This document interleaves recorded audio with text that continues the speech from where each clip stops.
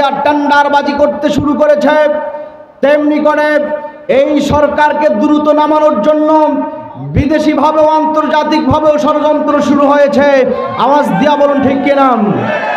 সুতরাং আমরা বাঙালি জাতি এমন এক জাতি, যেই সময়ে আমরা ভাষার জন্য জীবন দিয়েছি, আমরা দেশের জন্য জীবন দিয়েছি, জালিমদেরকে সরানোর জন্য জীবন দিয়েছি, ভবিষ্যতে কেউ যদি জালিম হতে চায় আবারও জীবন দিতে রাজি আছি। কথা বলুন ঠিক কিনা? প্রিয় ভাইয়েরা আমার, এই জন্য বাংলাদেশ শান্তিপ্রিয় একটি দেশ আমরা দেখতে চাই। ভবিষ্যতে বাংলাদেশকে নিয়ে যারাই ছিনিমিনি খেলবে, জাতি তাদেরকে জবাব দিয়ে দিবে। কথা বলুন ঠিক কিনা? উচিত জবাব দিবে। এদেশের মানুষের এখন বিবেক খুলে গেছে। তোমরা যত তালবাহানা করো, এই বৈষম্য বিরোধী ছাত্র আন্দোলন আর কোরআন প্রেমিকদের মাধ্যমে তোমাদেরকে বিতাড়িত করা হবে ইনশাআল্লাহ। প্রিয় ভাইয়েরা আমার, দেশের প্রেম আপনাদের থাকতে হবে, আবার ইসলামের প্রেমও থাকতে হবে। ঠিক কিনা বলেন? আপনি শুধু দেশপ্রেমের স্লোগান দিবেন আর কোরআনকে বলবেন কোরআন হচ্ছে ভাউতাবাজি। ঠিক কিনা বলেন? বলছে না এখন মানুষ কোরআন কি ভাউতাবাজি? কোরআনের রাজনীতি, কোরআনের সাথে কোনো রাজনীতি নাই, এক শ্রেণীর মানুষ বলছে কি বলছে না? কোরআনের সাথে যদি রাজনীতি না থাকে, আমি মনে করি তার ঈমান চলে গেছে। কেউ যদি বলে কোরআন হচ্ছে ভাউতাবাজি, আমি মনে করি তার ঈমান চলে গেছে। নতুন করে তওবা করে আবার কালিমা পড়তে হবে। প্রিয় ভাইয়েরা আমার, কোরআনে যদি রাজনীতি না থাকে, কোরআনে যদি সমাজনীতি, কোরআনে যদি বিচার নীতি না থাকে, তাহলে বিশ্বনবী এই 10 বছর মদিনার প্রেসিডেন্ট ছিলেন। আপনার আমার কি মনে হয় এই সেকুলার জীবন দিয়ে দেশ পরিচালনা করেছেন? কোরআন ছিল না সেই সময়? তো কোরআন যদি থাকে, রসুল যদি রাজনীতি করে, রসুল কি কোরআনের বাইরে রাজনীতি করছে? তাহলে আপনি কেন বলেন কোরআনের সাথে রাজনীতির কোনো সম্পর্ক নাই? প্রিয় ভাইয়েরা আমার, এই কথাগুলো বলবে নাস্তিক, যারা ঈমান, আল্লাহ এবং আখিরাত পরকাল বিশ্বাস করে না, তারা বলবে এই সমস্ত কথা। আপনি মুসলমানের খাতায় নাম দিয়ে যদি আপনি বলেন কোরআনের রাজনীতি নাই, আপনি যদি বলেন কোরআন হচ্ছে ভাউতাবাজি, আপনি যদি মনে করেন যে আলেমরা ধর্ম ব্যবসায়ী, মনে করতে হবে আপনি ইমানদার দাবি করতে পারেন, আপনি আসলে মুসলিম না, আপনি নাস্তিকে পরিণত হয়ে গেছেন। আওয়াজ দিয়ে বলুন ঠিক কিনা? বাংলাদেশে কোনো নাস্তিকদের জায়গা হবে না। এটা হচ্ছে ইসলামের দেশ, এটা হচ্ছে কোরআনের দেশ। আওয়াজ দিয়ে বলুন ঠিক কিনা? সুতরাং এদেশে ইসলাম থাকবে, কোরআন থাকবে। এদেশে মানুষ যেমন জীবন দিয়েছে কোরআনের জন্য দেয়নি, ভবিষ্যতে যদি আবার প্রয়োজন হয় কোরআন প্রতিষ্ঠার জন্য জীবন দেওয়া হবে ইনশাআল্লাহ। প্রিয় ভাইয়েরা আমার, এই জন্য আসুন আমরা কোরআনের সাথে থাকতে চাই। কারা কারা কোরআনের সাথে থাকতে চান? আল্লাহু আকবার, হাত নামান। প্রিয় ভাইয়েরা আমার, এই পৃথিবীতে আমরা যারা আছি, এই মাহফিলে এখন যারা বসে আছি, সবাই মিলে কিন্তু আমাদের একটা স্লোগান হচ্ছে, আমরা সবাই জান্নাত পেতে চাই। জান্নাতে যাওয়ার জন্য যত রকমের চেষ্টা, যত রকমের কষ্ট, সব কিছু আমরা করতে পারি। এই জান্নাত পাওয়ার জন্য আল্লাহ তাআলা পৃথিবীর মানুষদের জন্য কোরআন দিলেন, আর এই কোরআনের মধ্যে উল্লেখ করলেন কোন আমলগুলো করলে খুব দ্রুত অল্প আমল দিয়ে মানুষগুলো জান্নাত পেয়ে যাবে। বলেন আল্লাহু আকবার। এই জান্নাতগুলো আমাদের জানার দরকার। এই জান্নাত পাওয়ার জন্য আমলগুলো জানার দরকার আছে। আমার ভাইরা, জান্নাতে এক শ্রেণীর মানুষ যাবে, আবার কিছু মানুষ জাহান্নামে যাবে।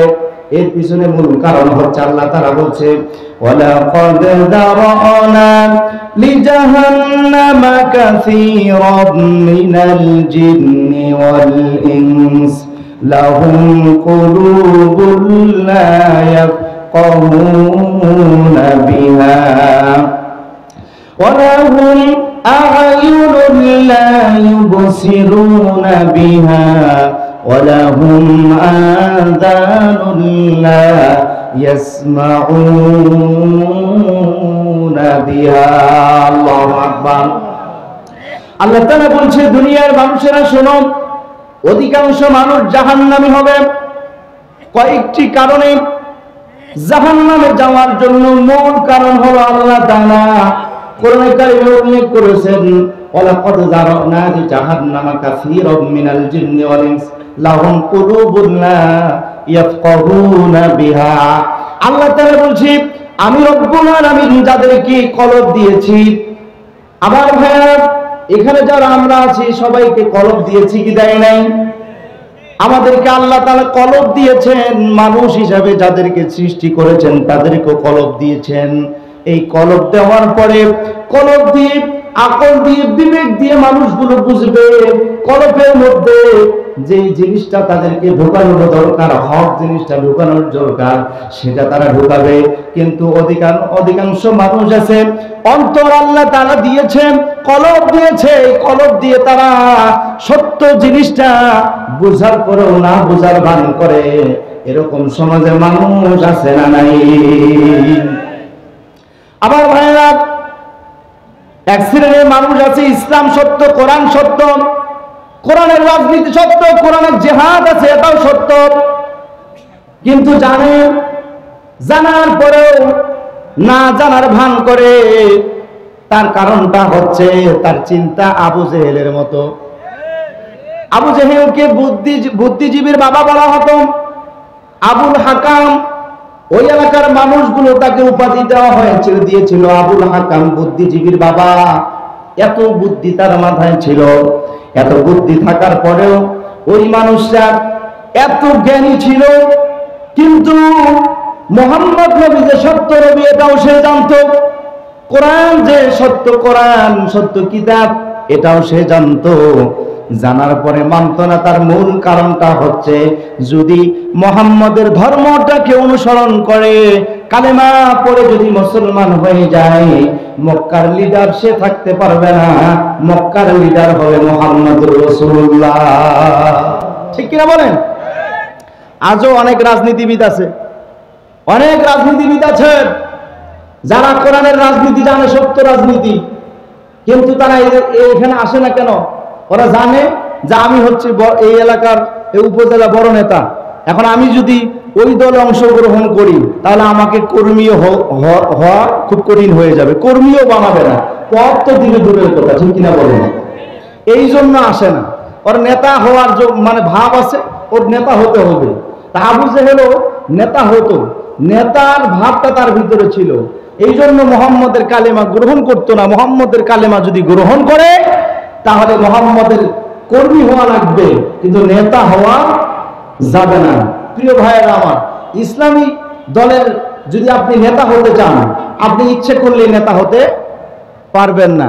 যদি আপনাকে নেতা হিসাবে কেউ বানায় ভোটের মাধ্যমে, তাহলে আপনি নেতা, তা না হলে আপনি কর্মীও না। ঠিক কিনা বলেন? সুতরাং অনেক মানুষ আছে কোরআন বুঝে, ইসলাম বুঝে, বুঝার পরেও দেখবেন সে আসবে না। কেন? তার চিন্তা আর আবু জেহেলের চিন্তা এক। প্রিয় ভাইয়েরা আমার, আবু জেহেলের নাম আপনারা তো আবু জেহেল নামে এক নামে চিনেন, কিন্তু একজন মানুষকে যদি বলেন যে আবুল হাকামকে কে কে চিনেন, অনেকে হাত তুলবে, কেউ তুলবে না। আবার যদি বলেন যে উমরকে কে চিনেন, উমরকে কে চিনেন, ও সবাই ধারণা করবে যে উমর হচ্ছে খলিফাতুল মুমিনিন, ইনি ইসলামের দ্বিতীয় খলিফা যিনি, তিনি হচ্ছে উমর। কিন্তু আপনারা হয়তো জানেন না, আবু জেহেলের নামও উমর ছিল। কি নাম ছিল? খাত্তাবের পুত্র উমর আর হিশামের পুত্র উমর। কিন্তু এই নামে মানুষ ডাকতো না। কেন ডাকতো না? তার মাথায় এত বুদ্ধি ছিল, এত জ্ঞান ছিল, এত শিক্ষিত ছিল, মানুষগুলো তাকে বুদ্ধিজীবীর বাবা বলে সম্বোধন করত, আবুল হাকাম বলে ডাকতো। কিন্তু রাসূল কারীম সাল্লাল্লাহু আলাইহি সাল্লাম বারবার তার কাছে দাওয়াত নিয়ে যান। দাওয়াত যখন গ্রহণ না করে, রাসূল কারীম সাল্লাল্লাহু আলাইহি সাল্লাম বললেন যে আবুল হাকাম, পৃথিবীর মানুষ তোমাকে আবুল হাকাম বলে, কিন্তু যতক্ষণ পর্যন্ত তুমি কোরআনের কাছে না আসবা, যতক্ষণ পর্যন্ত কালিমা না পড়বা, আমার মনে হচ্ছে তুমি হচ্ছে বুদ্ধিজীবীর বাবা না, তুমি হচ্ছে মূর্খের বাবা। ঠিক কিনা বলেন? সুতরাং আজকে এই সমাজে অনেক শিক্ষিত মানুষ আছে, অনেক বড় বড় রাজনীতিবিদ আছেন, যদি তারা কোরআনের সাথে সম্পর্ক না রাখেন, যদি তাদের ভিতরে ঈমান না থাকে, তারা যত বড় শিক্ষিত হোক, তারা প্রকৃত শিক্ষিত না, তারা হচ্ছে মূর্খ। আর কথা বলে ঠিক কিনা? লেখাপড়া করলেই শিক্ষিত হওয়া যায় না, লেখাপড়া করলেই বুদ্ধিজীবী হওয়া যায় না।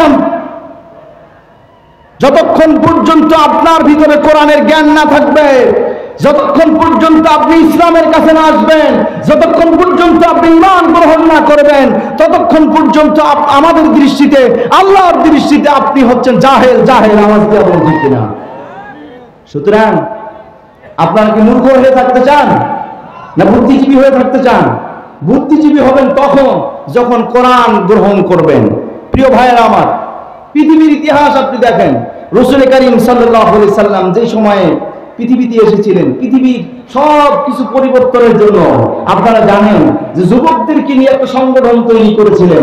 বর্তমানে বৈষম্য বিরোধী ছাত্র আন্দোলন যেমন একটা সংগঠন করছে, এই সংগঠন না, রাসূল করিম সাল্লাল্লাহু আলাইহি সাল্লাম সমাজ পরিবর্তনের জন্য একটা সংগঠন তৈরি করলেন। সংগঠনটার নাম কি দিয়েছিলেন? হিলফুল ফুজুল। কিন্তু এই সংগঠনের মাধ্যমে সমাজ পরিবর্তন করা, রাষ্ট্রে দুর্নীতি মুক্ত করা কখনো সম্ভব হয় নাই।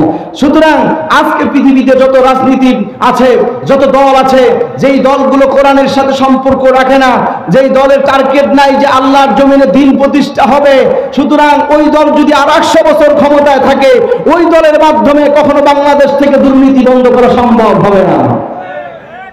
ঠিক বললো ঠিক, না বললো ঠিক, পিছনে ভাই অত মন খারাপ করছেন। কারণ বিশ্বনবী হিলফুল ফুজুলের মাধ্যমে চেষ্টা করলেন যে সমাজটাকে পরিবর্তন করব, কিন্তু কখনো সম্ভব হয় নাই।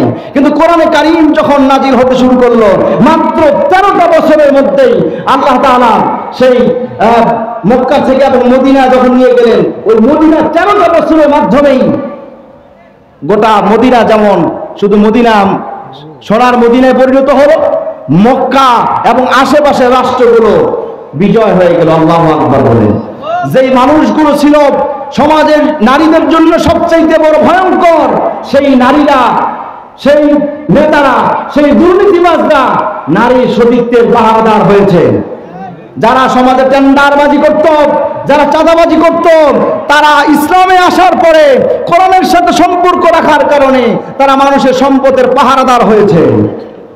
সুতরাং আজকে যারা রাস্তাঘাটে মাস্তানি আর টেন্ডারবাজি করতেছে, এরা যদি কোরআনের সমাজ পেয়ে যায়, এরাই এই সমাজের মানুষের সম্পদ পাহারা দিবে। আওয়াজ দিয়ে বলুন ঠিক কিনা?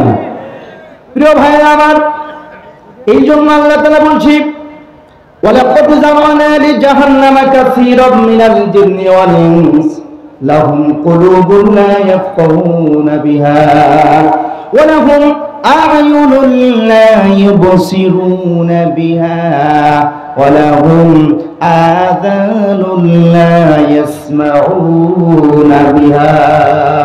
আল্লাহ রাব্বুল আলামিন বলছেন, আমি রব্বুল আলামিন ওই মানুষগুলোকে যেমন করে কলব দিয়েছি, তেমন করে চোখ দিয়েছি, তেমন করে কান দিয়েছি। কিছু মানুষ আছে সত্য দেখার পরেও না দেখার ভান করে। অনেক মানুষ আছে সমাজে অন্যায় কোনটা ন্যায় কোনটা জানার পরেও না জানার ভান করে। অনেক মানুষ আছে সত্য শোনার পরেও না শোনার ভান করে। আমার ভাইরা, এই যে কোরআনের মাহফিল, এই মাহফিলে যেমন করে প্রত্যেকটা মানুষকে দাওয়াত দেওয়া হয়েছে, এক শ্রেণীর মানুষ মনে করছে কোরআনের মাহফিলে গিয়ে লাভ কি, অযথা বক্তারা শুধু টাকা নিয়ে যায়। ঠিক কিনা? বক্তারা টাকা নেয়, এটাই হচ্ছে দোষ। এই জন্য আসে না। মূল কথা এটা না, মূল কারণ হলো তার কোরআন ভালো লাগে না, ইসলাম ভালো লাগে না, এটা সরাসরি বলতে পারে না। এই জন্য বিভিন্ন ব্যক্তিকে তারা দোষারোপ করে করে কোরআন থেকে দূরে থাকতে চায়। আমার ভাইরা, এই জন্য কোরআন বলছে এই ব্যক্তিগুলো জাহান্নামে যাবে। সুতরাং যারা এখানে আছেন তাদের জন্য আমি বলছি, আল্লাহ তাআলা বিবেক আপনাকে দিয়েছেন, চোখ দিয়েছেন, কান দিয়েছেন, এই